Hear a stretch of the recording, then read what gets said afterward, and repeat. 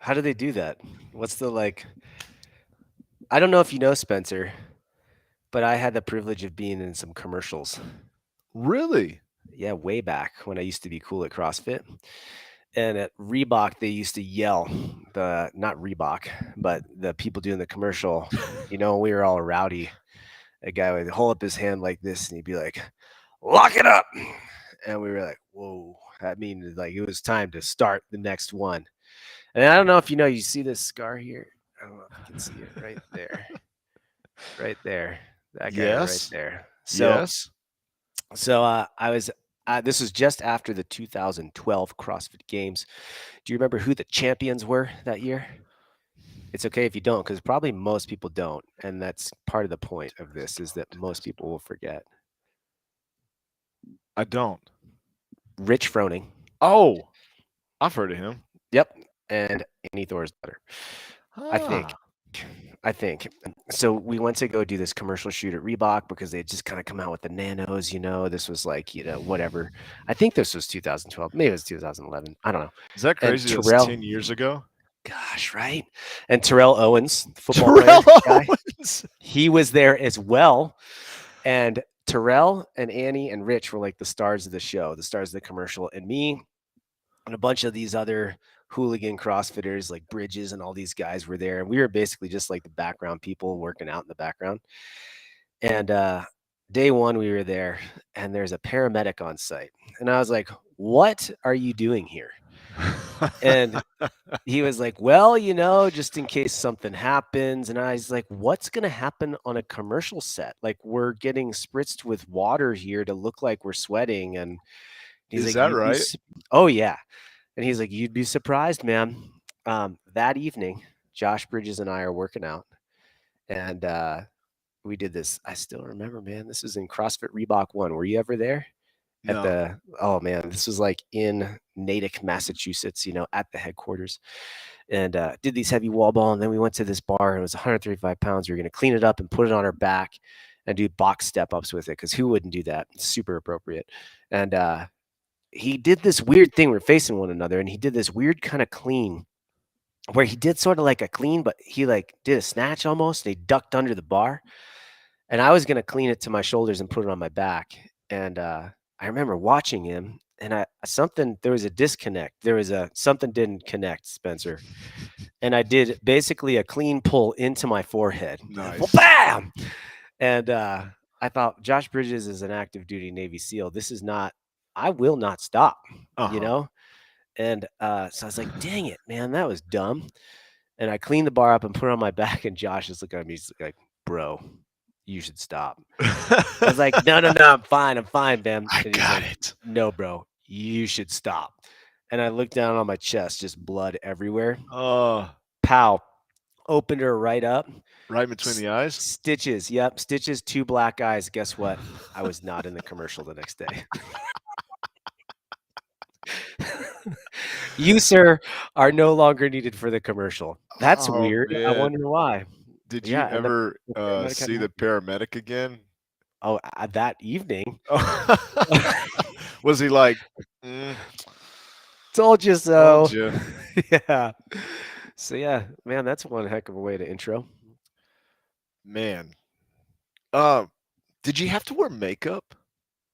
Not in that, but I No, did have to there were a couple times when I went on remember, gosh, these were the good old days. Remember when they had what was it? Was it the CrossFit Games show when Sherwood and Sean Woodland would do it like weekly and Tommy Marquez? You remember this? sure, Yeah, yeah. right. I was a guest on that a couple times, and that was Makeup Central there. They had to They would often, put a little yeah. rouge I on don't the know if you guys cheeks. know, mostly here, like mostly on the top. Oh, just to You kind guys of see, calm down the yeah, shine. yeah. You see like the Oh, beam coming off there. Yeah, yeah. so there's a lot of makeup up in here. Do you want to hear something that I haven't told many people? You wear makeup every day? Yeah, I also wear makeup. I want to hear. I'd love to hear. I've never worn a pair of Reeboks. Oh my gosh. Wait. let's go way back. Now, I think the Okay. reason I haven't told many people is like, who cares? And it's inconsequential. But What that's about just when like, you were a kid? Do no, you ever man. have a pair of like, yeah.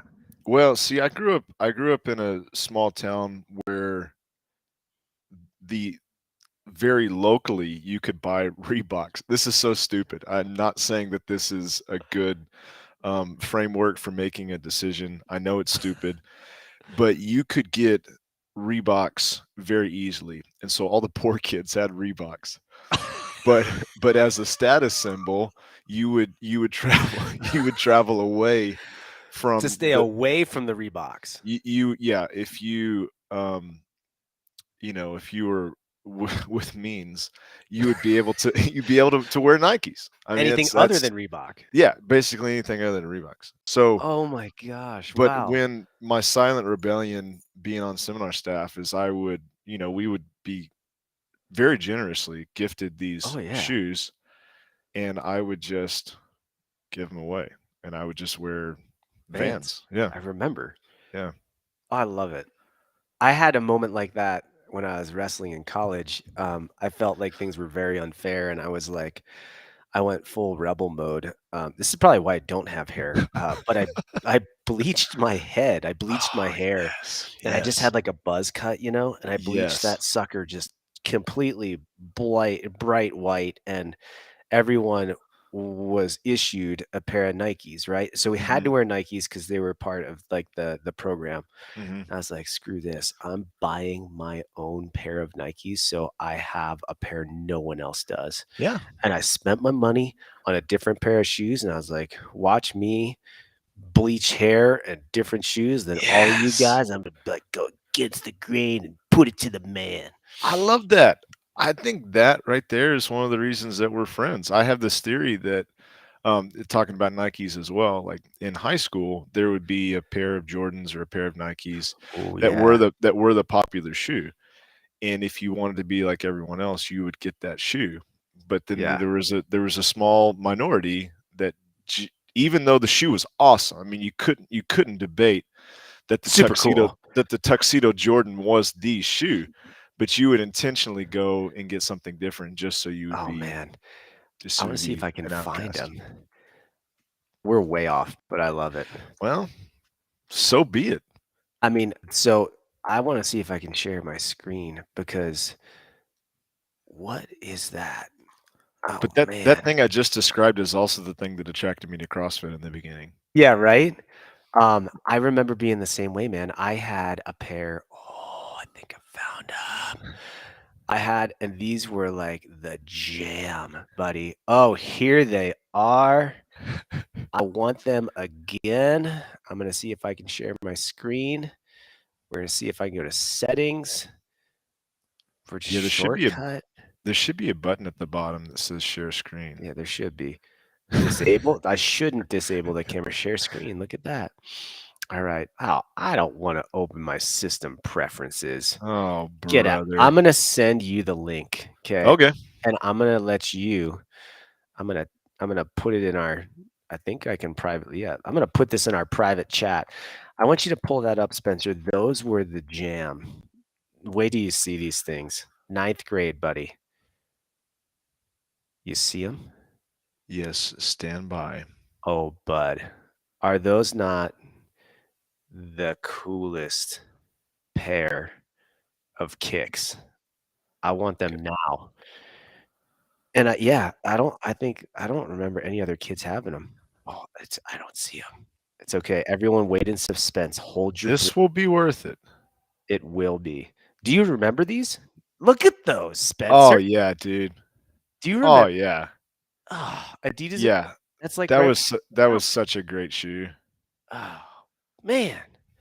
Look at those. I still remember them. How about this little known fact? They made Okay. that same version in a wrestling shoe. I still own them. Do you really? And how about this? I remember getting a bloody nose and my bloody nose dripping onto my shoe, and it's still the stain is still there. Really? Ninth ninth Wait, grade. you still have them? Yeah, I still have them. Just for nostalgia. Yeah, I still have my Foxcatcher singlet, Spencer. Wow. How crazy is that? Let's see what that looks like. Fox catcher. Yeah. Buddy, this is I'm telling you, it's the it's you gotta find like Is yeah, it this, dude? yes. I own that and the Wow. blue one. Team issued, buddy. God, Have that's you seen the crazy. movie Foxcatcher? I haven't, man. Is You that gotta watch something? it. It's Is actually it? really sad, but it's a really great movie. It's the story, the history of Foxcatcher and Dave Schultz, who is like this world champion wrestler, and he was he helped coach me, dude, and he was Oh, tragically cool. yeah, tragically shot by John DuPont. Um, Is this the movie with Steve Steve Carell. Carell? Yeah, cool. That's the one. I It's a will check it out. really good movie. It's really sad. It's a little creepy. It's really dark. I think a lot of people are Mm, like, "Oh, it's gonna be." It's like a really dark movie, right up my but alley. it's really accurate. And that Mm, was my maybe seventh to ninth grade. Like I trained there. yeah, Crazy. Still have the jacket. Still have the singlets. cool, man. Do you, Anyway, um, full disclosure, do you ever just throw this to, you know, they wouldn't fit. just feel the compression? I'd tear through them. I was in seventh grade then. I mean, look at these now, Oh, right? well, that's Yeah, true. That's true. right. You're I twice haven't twice the man you were then. twice the man, at least like one and a third of the man. Ah. Oh, Man, well, that's good. I didn't know. yeah, a It's little this piece is of great to history. not have any type of planning go into this because I I mean love it. that's more than I could bargain for already. Yeah. But what did we plan to talk about? Assessments, right? Yeah, I mean, just 10 minutes ago, you're like, "Hey, let's talk about if it's worth it for someone to have uh, a screen of some sort as they come in, Yeah. an assessment." And man, from last week, we got a lot of views last week. But Did we? all week, I've just been thinking about what I said. It's like, do I really? You know, it was like because I didn't premeditate like those thoughts, and we just kind of set them on the spot. I was like, Yeah. how do I feel about a burpee? And I think I've done more burpees this week than I did like all last month, just because I was like, you know what, is that really how Like, I is it feel? Is that really really bad? true? Yeah, It's yeah. funny. I am right now, just so you guys, I'm not ignoring you. I'm like actually literally putting up that we're live now. Yeah. This is how well thought we are for our endeavors here. Um, but yeah, like I really enjoyed that conversation.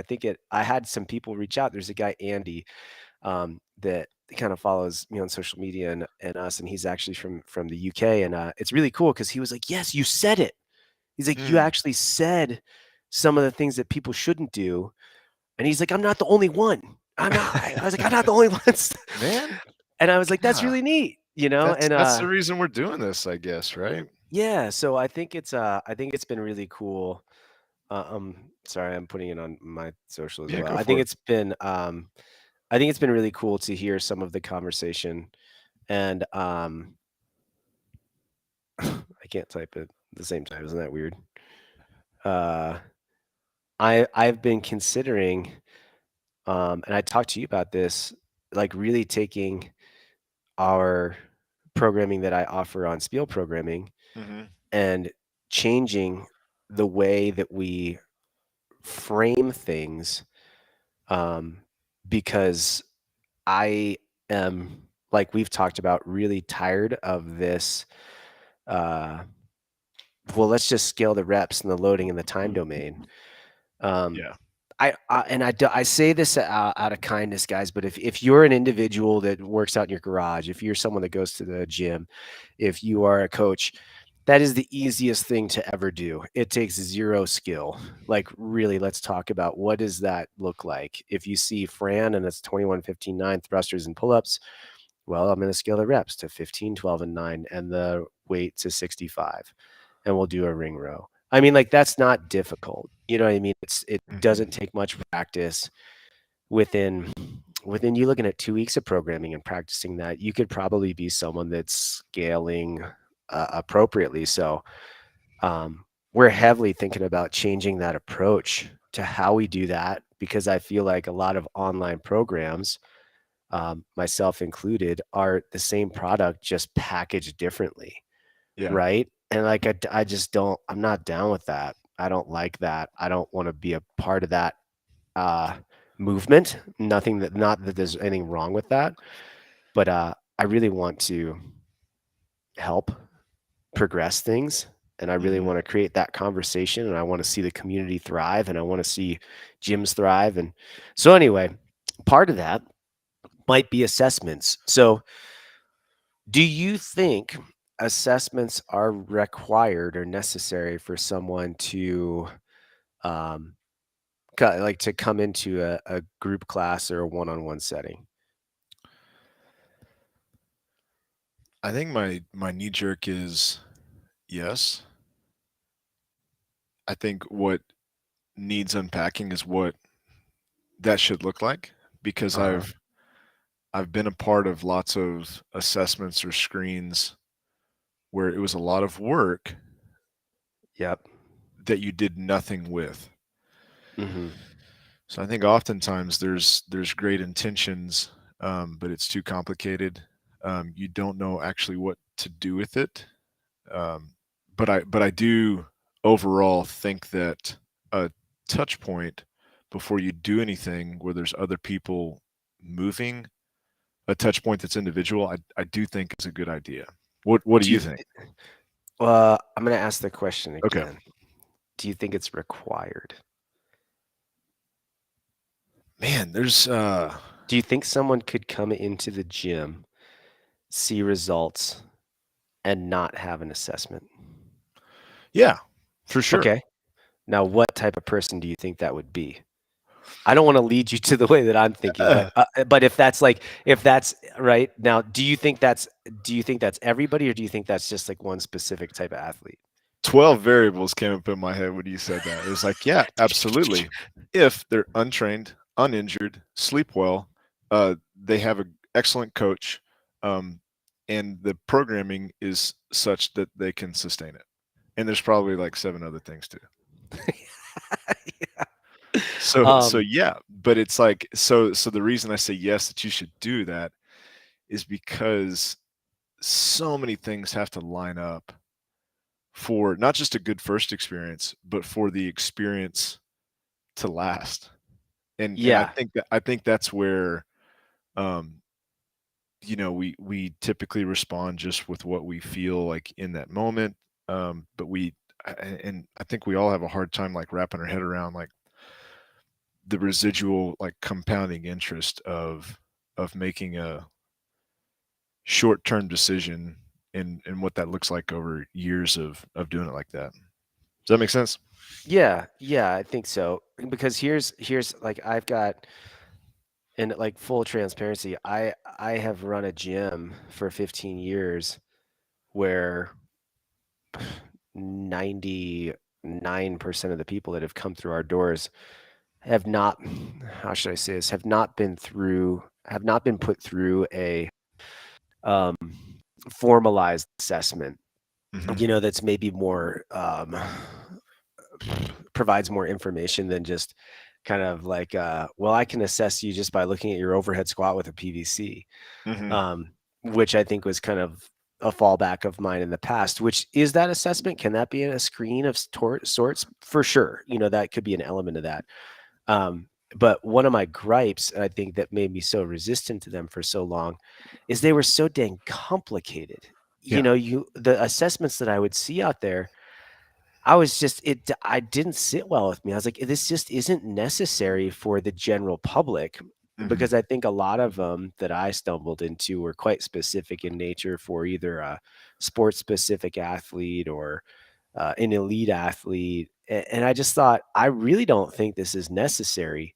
Um, and I've seen some out there, and I've gone through some things that I think are really excessive. And to this day, when I have someone come into the gym, I sort of base it off of like a case by case type thing where I see someone. But the second that I start to have that conversation with somebody about making things more customized, more focused on like their specific needs. Hmm. I have essentially taken things that I have learned and found valuable and kept those things and stripped away a ton of other things to allow for an assessment that otherwise I think could take up to 4 or 6 weeks to accurately do, and be able to do that in an hour session and know most of what I need to know in order to get them going on the right path.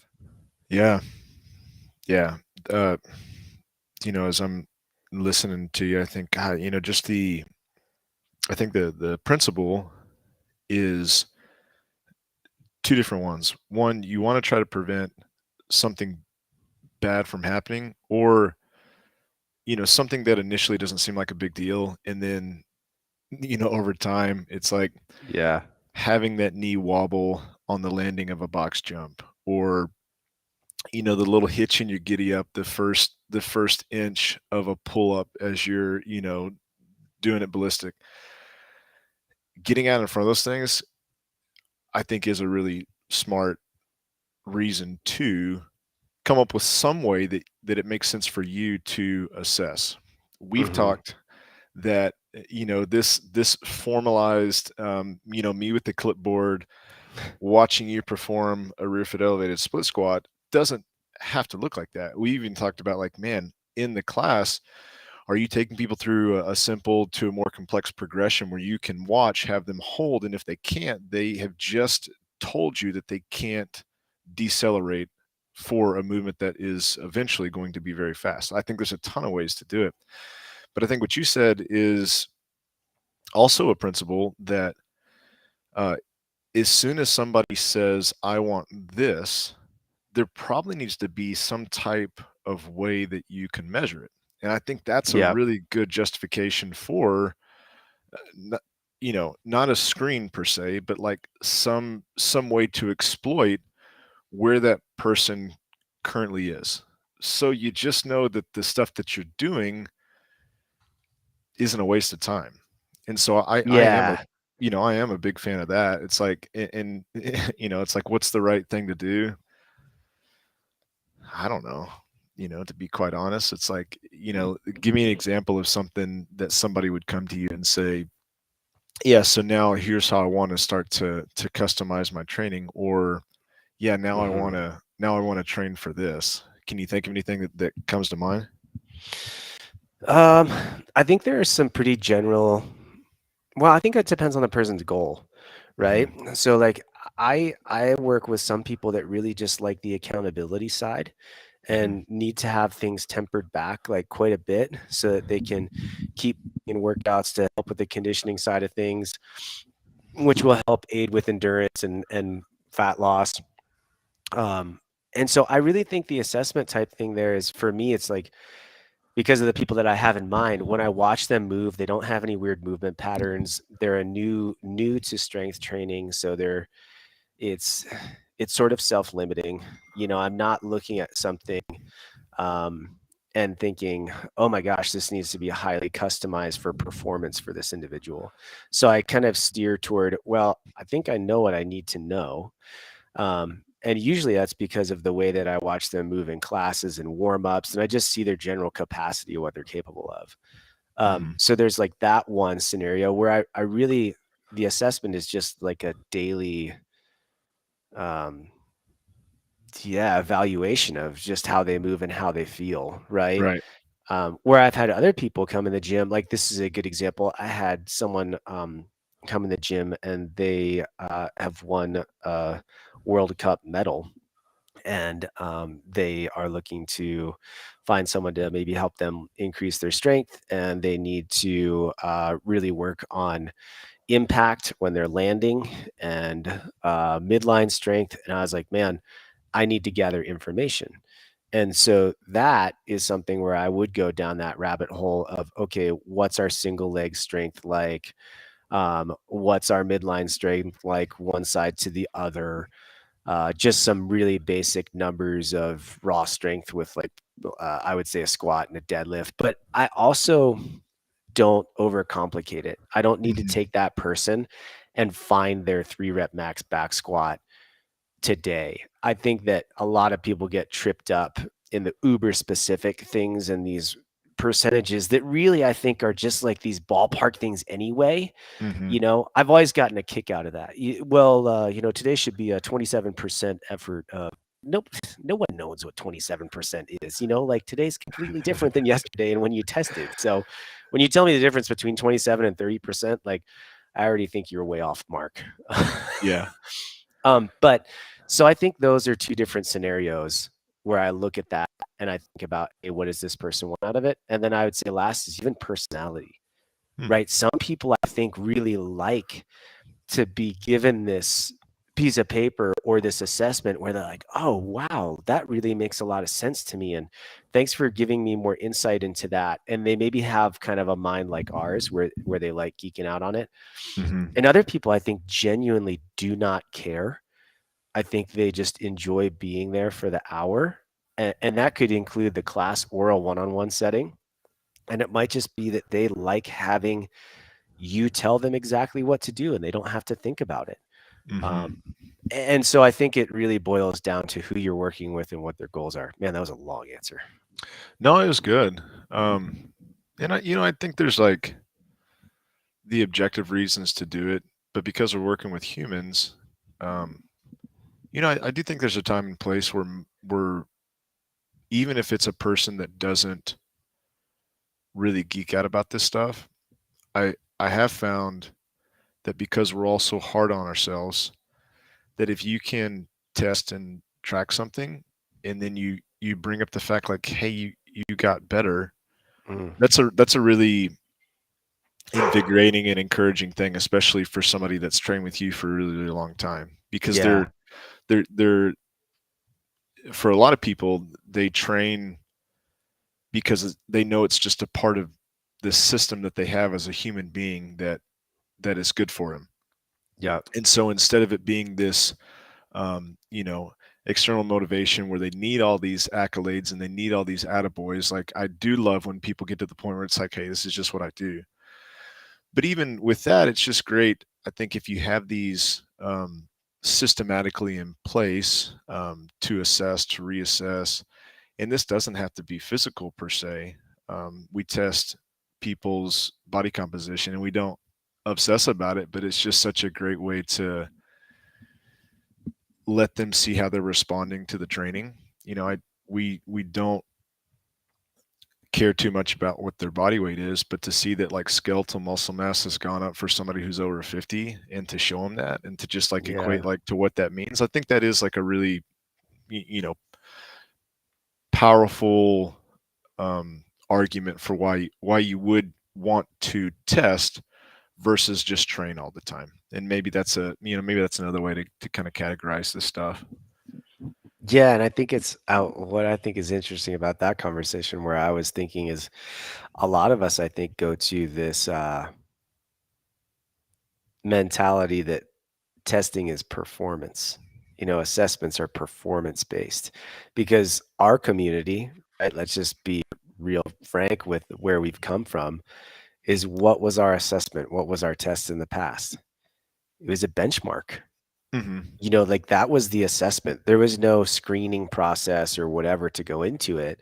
It was, well, you know, you're not very good at squat, so let's try this squat therapy thing and see if that helps. And, you know, sometimes it like has this appearance of waving a magic wand and making it better, and other times it can be really effective. But then suddenly it's, well, hey, we've got these things called benchmarks, and this is how we test and see how we're doing. And it's super performance based heavily. And at Hmm. some point, this is where I think a lot of people get spent on this method of training or just are over it, is those aren't fun and they become stressful and they become almost a way to hack the system at some point, right? Where you are thinking about, well, how close do I put my barbell to the pull-up bar and how much sleep did I get last night? And well, if I run my 400 in, 66 seconds, maybe I can save time on this movement.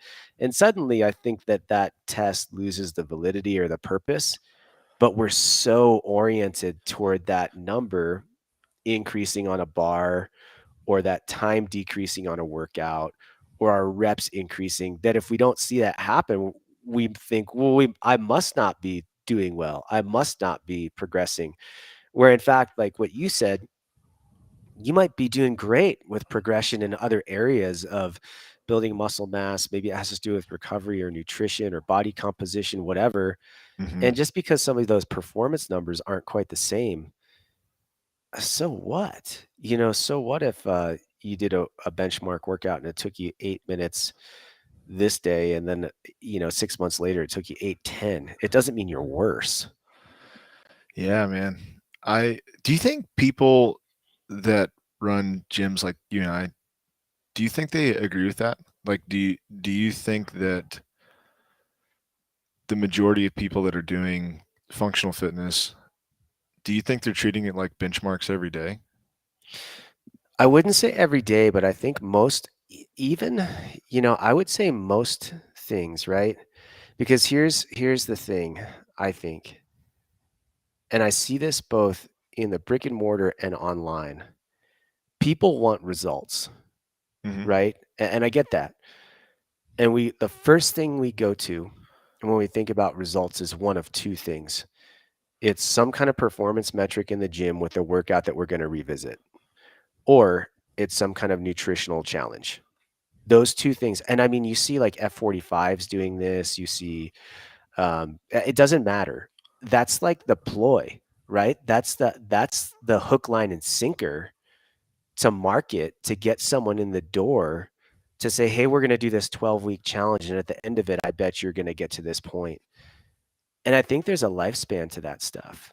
But I think that's the way that most people frame it, as success, where if you've been doing it for as long as we have, arguably you and I think you, definitely me, I am regressing. All my benchmarks are slower. All of my lifts are less. All of my endurance numbers are worse. But does that mean that my training's wrong? No, and it's because of my experience, right? It's because of my previous training experience. Like we've talked about this. I started wrestling when I was 6. I started Uh-huh. lifting weights when I was 12 and a half or 13. I played multi sports all the way through from the time I was 6 until I was 10th grade. I wrestled in Division 1 at college. I went to the Olympic Training Center for wrestling. I mean, and then I did this CrossFit thing. Like that experience is vastly different than somebody else's, right? Yeah. And it doesn't mean that because my numbers are dropping, my training's wrong, because I could have someone next to me that's the 43-year-old version of me that never did any athletic endeavor in their lives. And their trajectory is just like skyrocketing over the next 8 months, right? Man, that's a cool thought. Isn't that crazy? Yeah. Okay, if I had Spencer next to me with no kids, he's an eccentric millionaire who doesn't have to work, and he's never trained a day in his life. How would he perform? Yeah. Yeah. And I think that's the trap, right? Is I think that most people look at that as just that it's the easiest thing to assess.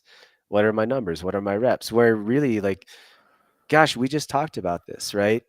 Man, this is going to get us going way off, but we were talking before we went live on just this idea of just work and life and stuff like that. And I was like, man, I'm just tired. I want to be able to like step back and facilitate people doing things well, um, at my gym. And I want to really foster that community of growth for my trainers. I want it to be more about them than me. Um, and, you know, you brought up the point that like, hey, I don't think that's bad. And Yeah. this idea of, hey, if these are the goals we have for our lives, that we want to be able to spend more time doing these other things, that's not bad. It doesn't mean my training regimen in the gym is wrong. In fact, maybe that's really right, even though my elite performance in the CrossFit world has gone down. Yeah. Maybe my life experience has gone up. Yeah. I was having coffee with a new acquaintance yesterday, and he asked me what I bench, That's awesome. and the fact that he Do you and know? my no, my answer is like I don't know.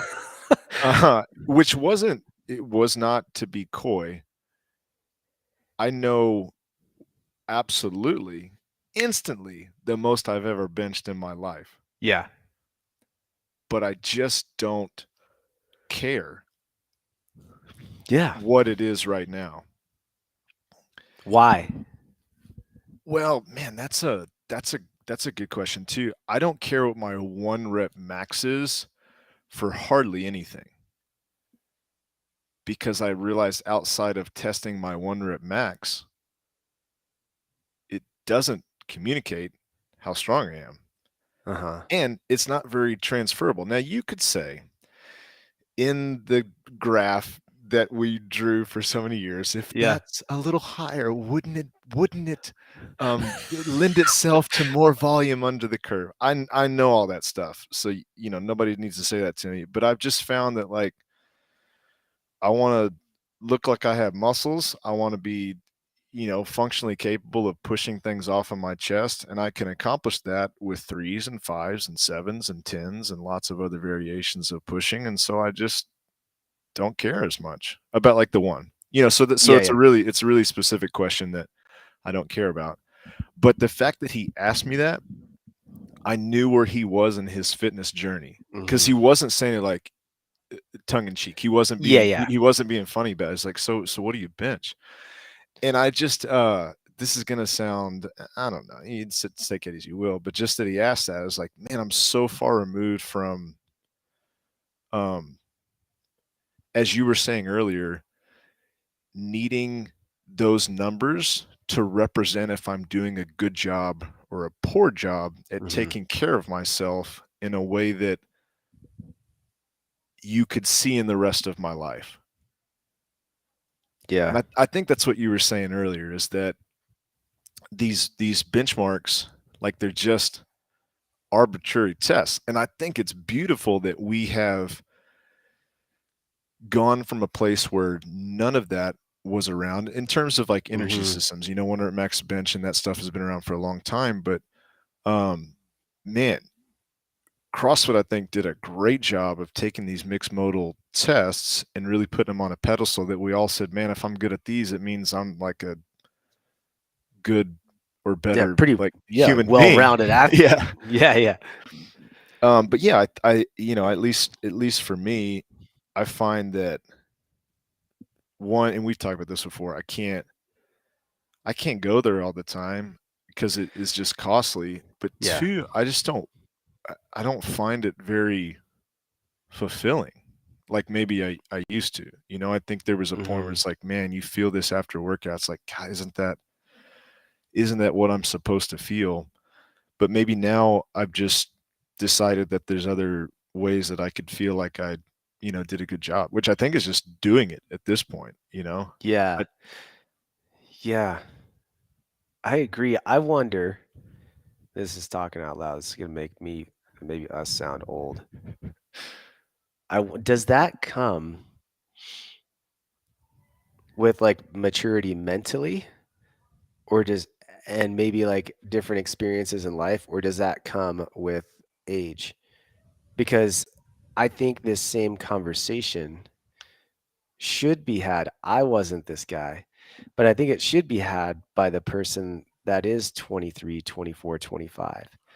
Um, and maybe it's an appropriate one to have. And the reason I say that is because it's funny, I've talked to a couple people in the past, gosh, like 2 months or so, and it's whether they've had kids or themselves that have been in this situation where they were kind of playing these college sports, right? And they were in a division one or two um, college, and they maybe had some opportunities, but weren't like the tip of the spear. They weren't the cream of the crop. Maybe they walked on and they worked really hard and saw success and got onto the team. Maybe they were second string. Um, and some of these people, I think, as I've talked to them, they have had so much more maturity than I did at the time hmm. to start to look at it. And they were able to say and assess while they were in college playing these sports. Um, I just realized that I wasn't going to go to the NBA, or if I wanted to try to make it to that first string, that I was going to have to do this much more. And I didn't Mhm. know if I was willing to do that. And there were these other things that I saw in my life that I wanted to do, or I found out that I was really good at this other thing over here. And I wanted to put my energy and effort into that. So I stepped away from the sport. I was completely opposite, man. I put my nose to the grindstone with wrestling. I went to school for 5 years, and I did not wrestle varsity for the entire year until my 5th year. Mhm. My 4 years it took me to break into the lineup and be on varsity for 1 full year. And my goal was to be an All-American, and it was a lofty goal, Mhm. to be the top 8 in the country, and I gave it everything I had at the expense of so much others, not knowing if I would have done it. And I think other people in my shoes, and this isn't a right or wrong thing, I just think it's like a different place in life and a different level of maybe maturity. Other people may have looked at that and thought, "That's not worth it for me. I think I wanna still do this because I like it, but, like, lean into these other things." So, long way of asking, I sometimes wonder if we have these conversations because we are almost 40, in our 40s, have kids, have all these experiences under us, or is it just something that we could have asked a long time ago, but weren't ready mentally to make that decision, you know? Yeah, I don't know. One of the interesting correlations between wrestling and CrossFit is that it's work capacity. So I could come up with other sports where, well, bobsled is an example, my own world. Like, it was very clear that I could only go so far because I wasn't fast enough.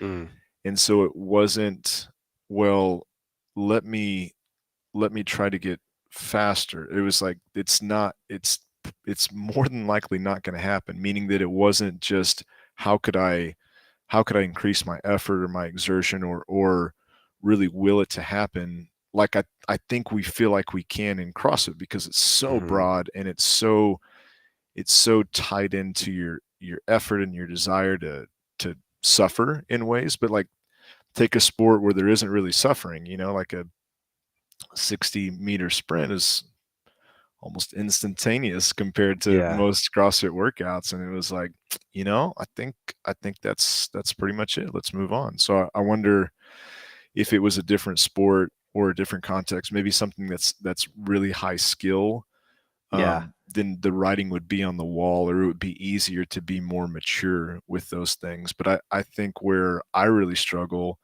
is where I feel like it's tied up to how hard I can work. mhm, And then I tell myself, "Oh, you're not there yet. Like, you haven't got to that point. You need to try harder." mhm, And there's a tyrant that lives inside of me that says nothing I do is good enough. And so with any type of expression where that's also validated, that you could always try a little harder, you could always do a little bit more.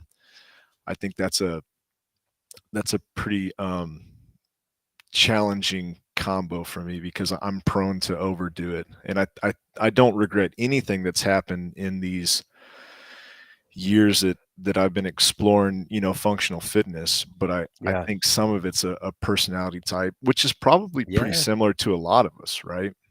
I would think, right? I think Yeah. most personalities are pretty common in that functional fitness CrossFit gym world, but it is interesting. I do see people, um, in in the gym space that I'm like, "Huh, like, you don't fit that mold at all." Mhm. Like, you are the epitome of, like, the casual CrossFitter, Yeah. and I look at them work and I'm like, "That really doesn't look challenging at all." Mhm. And they show up every day and they love it. They're just like 70% effort, 100% of the time gives you 80% result kind of Yeah. thing, Yeah. and it's interesting to see, but I do think, like you said, I do think that mentality or that opportunity to be able to boil it down to, oh, if I just work harder, that I think is the commonality between most people, and they tend to have that mindset, I think, of that, yeah. But I mean, tread lightly, right? Because I think if you don't define what success is or how to assess, you're going to find yourself at some point realizing that your metric, your assessment is no longer appropriate for seeing progress. Yeah. And so just maybe be considerate of that, right? Like maybe the benchmark is not the way to assess. Maybe it's based off of more intangible things like the amount of time that you have outside of the gym. Maybe it's based off of the experiences that you do or the time that you make to go split boarding or meet up in Moab or go for that Mhm. mountain bike ride or, um, you know, start the nonprofit. I mean, like whatever. But just be mindful of that. Man, that's crazy. Like, it's funny how the conversation went completely to a different place than I thought it would when we started. Well, it made me think of I've don't know if he's the one that originated this, but Dan John, I've heard him say, "Make sure that the goal is to keep the goal." And I was just thinking, like, how often I got to check back in with myself. I think Mhm. it's smart to like check back in with the clients that we have, uh, because if you talk to anybody and ask them those questions, like, what do you really want out of this before they ever step foot in a CrossFit gym? Typically, like you said, it's surrounding results. It probably has something to do with Yeah. their health. It probably has something to do with the quality of their life outside of the gym. But what's fascinating to me is after they spend just a little bit of time in the gym, and we may have talked about this before, but even after just a little bit of time, they'll change what it is that they care about. And I think, look, one of the most beautiful things that CrossFit has done is that it has highlighted performance as something to feel value towards. Mhm.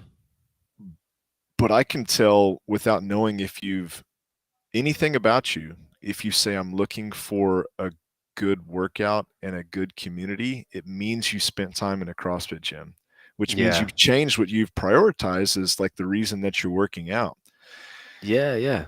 And so I say all that because I think it's good to take this really big fuzzy thing that says like, hey, how do you have a quality life and reduce it down to, well, maybe if my Fran time gets better, that somehow can equate to being a more resilient human outside of the gym.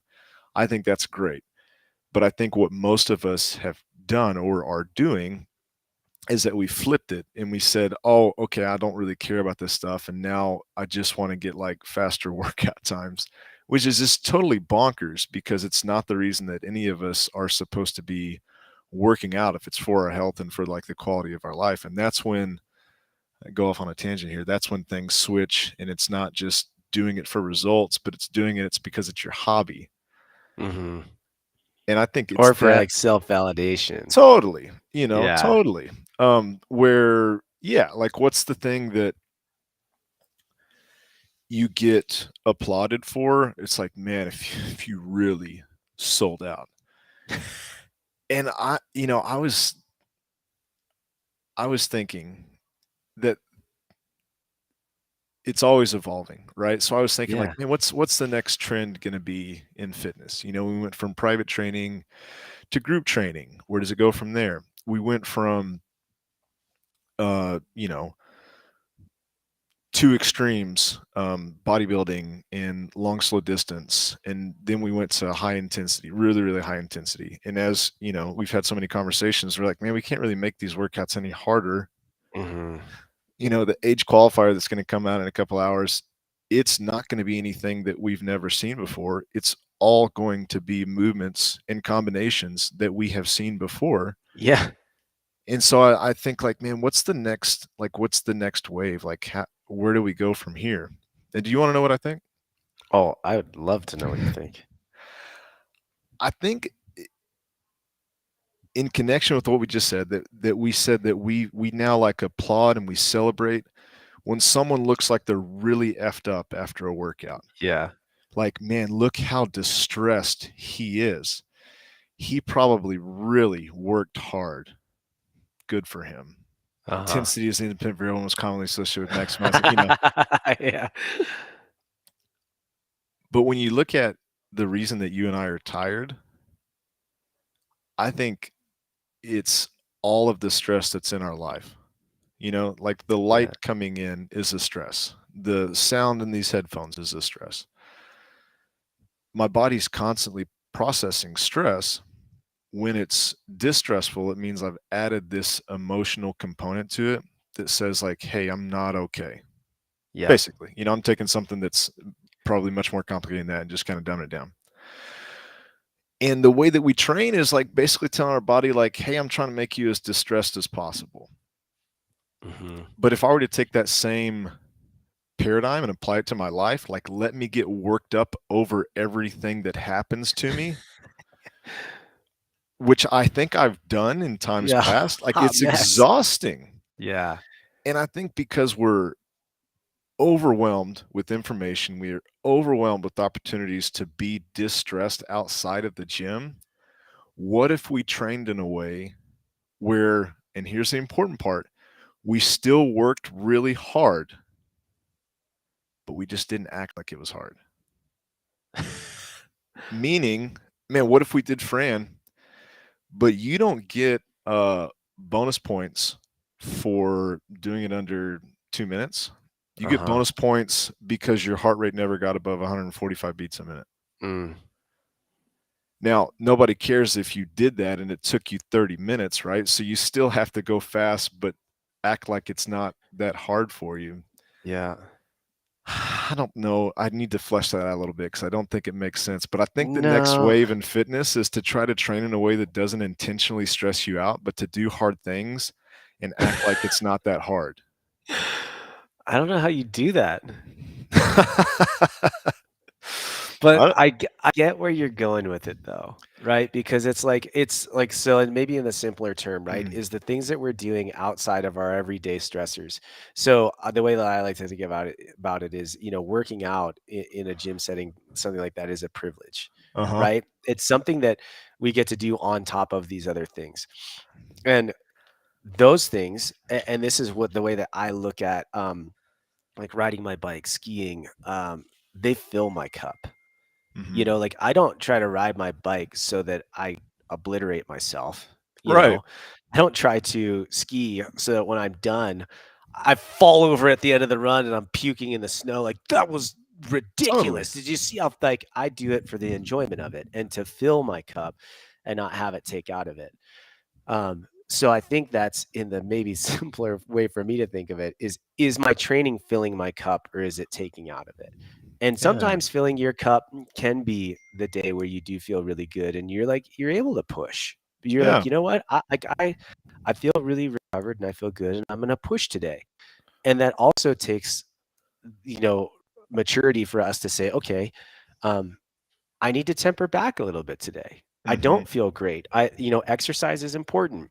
Building strength, having muscle, that's important. But how do I do that so it fills my cup and doesn't take away from it as well? And admittedly, like the first start of this week, we've had some fun but challenging workouts, and I've had the opportunity to decide to step back Mhm. and be like, hey, I would feel better if I did this, knowing that, and I chose to just keep going. I chose to just be like, I'm gonna push through because that's my default. That's my Mhm. personality. And I woke up this morning and I was like, I'm gonna take today completely off, and we're gonna see how tomorrow goes, because I got to the point where that filling the cup, it's taken away. Yeah. It's like the we used to say this. I used to say this. I don't think anybody used to say this. I used to say this, All of uh, us used to say this. except for everyone but me. Um, I really do think that we've said this before. I've said this before. Like the continuum, the wellness continuum, right? Where it goes sickness, wellness, fitness. Mhm. Um, I think that we take it so far. We go into sickness, wellness. We start focusing on fitness so much that we actually start coming back around to sickness. Ooh. Like I think we legitimately, and It's I've been there, right? I focus so much on like increase work capacity across multiple blades. Like that curve is as high as possible, and I'm gonna make it. I'm gonna be like the most elite performance of myself. And suddenly it's like, oh my gosh, I'm broken and I can't walk downstairs and I can't run with my kids, and I like sweats in the middle of the night because I'm not recovered and my heart rate's elevated, like I'm headed toward freaking sickness. You know what I mean? Like that's not filling my cup, you know? And it took me a long time to go like backwards and say, okay, let's get back to this actually like fitness and wellness thing. So Yeah. maybe that's kind of like parallels some of that. Ladies and gentlemen, if you're just tuning in, I'd like to remind you of the negative repercussions of elite fitness. The end of the rainbow is actually There's hell. there is not a pot of gold. At least not for this guy. Maybe for Rich Froning and Matt Fraser, but not for this guy. No pot of gold for Oh me. man. Oh Oh man. gosh, funny, huh? And well, hopefully Uh, that's helpful. well, let me ask you this as Yeah. we come to a close. Uh, what assessment, if any, do you like to do? I mean, is there something in general? Because I think I've done stuff like the FMS where it's like you do nothing with it. It's like, have you ever done the FMS? Uh-uh. Oh man, it was this. I mean, I I think it think I was may fun. have done it at IMG. I Yeah, may have yeah, done it. probably so. I think Yeah. so. It was like, overhead squat, looking at certain stuff like Uh T-balance huh. type things. And Yeah. yeah, I think I did it. Yeah. I mean, And I I think learned nothing. well, and not to poo poo on Gray Cook or the guys that came up with that, but it's like I've done it 20 times and I've never had anything come from it. You just like do the test over and over again. Like, Yeah. oh, that like little the balance. Oh, you're at a 2. I was like, okay. I Yeah. mean, is that bad? Is that good? Yeah. So I think there's a point where testing just to test is kind of stupid. But I think when you can get this essence of who it is that you're dealing with through some objective criteria, I think it is valuable. And along Yeah. the same lines, like, is there anything that when you get somebody that you're working with, it's like, it would really would be cool if I could just see them do this because it would, even if it's just subjective, it would let me know kind of like who I'm dealing with. Is there anything specific that comes out to you? So like I went through the whole active life thing, and they've Uh got huh. quite a I would say comprehensive assessment. And I kind of trimmed that stuff down based off of what I found helpful. Hmm. So here's what we like to do with our clients is we like to do a flexibility assessment very similar to what we put on Sojourn. Hmm. So that I can see what hip, quad, ankle, knee flexibility is, just their passive range of motion. Same thing with shoulder flexion and extension. Um, and it's really not that complicated. Once you get a chance to kind of look at it and understand how to do it, it's really not that complicated, but it can be enlightening to see if people do have a limited range of motion. Hmm. Um, so I like to look at that for flexibility. And then when it comes to what I would categorize as strength balance, I think I do really like this idea of seeing how balanced we are with single leg strength. Hmm. So looking at a single leg box step up or a Bulgarian split squat or something like that to see if there's some pretty stark imbalances. I'm not someone where if there's a disparity between like 2 or 3 reps on each leg, I'm not like, we need to make that perfect. I don't buy into that. Yeah. But it's like informational if one side's 4 and the other side's 12. Like that's something that needs to be addressed. Hmm. Um, there's some single arm pressing and single arm pulling that I do look at. Um, and largely for me, it has less to do with the actual movement and more to do with, is there a disparity? Yeah. So I like that as well. And then one that we've talked about, but I actually rarely, and I rarely implement it because I can generally assess this with watching people work out in general, but Uh-huh. it's helpful to give them a frame of reference. But the 10-minute bike test that we've talked about, Yeah. I think that the value behind that is not for me to know how to program for them. It's for them to have a level of expectation moving forward and saying, "Hey, Spencer, if you're struggling on the second half of that, or if your numbers are these, as you go into this, let's give yourself some grace because some of these workouts are going to have some conditioning element to them, and it's just going to take some time to build that. So you're not going to feel like, a superhero for the first few weeks here. Yeah, I think that's honestly that's a really great psychological reason to test is to readjust people's expectations and to Yeah. meet them at that point where it's like, hey, it's okay that this was hard. Let's just assume that we don't need to make it any harder than this as we go into training.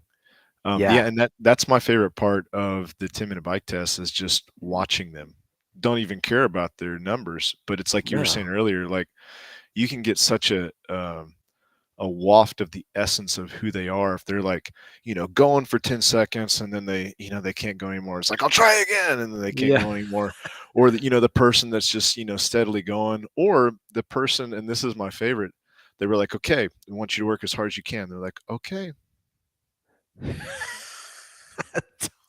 And you're like, is that as hard as you can? It's like, that's as hard as I can go. That's all I got. And Are it's like, you sure? but I mean, that right there tells you Yeah. exactly how you need to talk to them Yes. for the foreseeable future. Yeah. And I think without that, like, who cares what the number is? And like, who cares if their, extremities are balanced? It's like, that just gave you an insight into who this person is. And how many times have I made the mistake of talking to that person who's going like this, like the person who sprints and then dies, it's and I think that as a coach where it's like you're trying to evoke the best version of each one of these people out that you have the opportunity to interact with, like it's so subjective, but I find it like extremely valuable. I love it. Well, I mean, hey, if you guys are looking for an assessment just as a starting point, and by no means is it the best one, is it the right one? I encourage you guys to look at anything under the sun out there, and just like Spencer and I have done, take what makes sense to you, strip down the stuff that doesn't, throw it out, because if it's not valuable to you or the client you're working with, then it's not going to work. But if you guys just go to sojourn.fitness, it's free. It's just on there for you to look at. It's It's totally free. essentially totally free. It doesn't cost Um, anything. Nothing. And you can see what that much of the flexibility and the strength balance assessment, very much of, the way that I look at athletes. It's on there. Use it as a starting point or pick and choose. Put yourself through it and see what Hmm. that's like. I think that's one of the most valuable things is if you're going to put someone through an assessment, put yourself through it first. And then if you gather the information, light bulbs go off and you're thinking, oh, wow, that was really helpful. And this is what I'm going to do about it. You're Hmm. probably on the right track. If you do this comprehensive assessment, you get to the end and you're like, oh, that's a lot. Like, I don't know. What do I do with this? Yeah, That is probably not going to serve you or your client well. totally. Couldn't have said it better myself. Assess or not. Watch Foxcatcher. Get yourself a pair of Reeboks, unless you want to look like the kid on the other side of the tracks. And If you're just go tuning in, go against the grain. Reeboks are for poor people.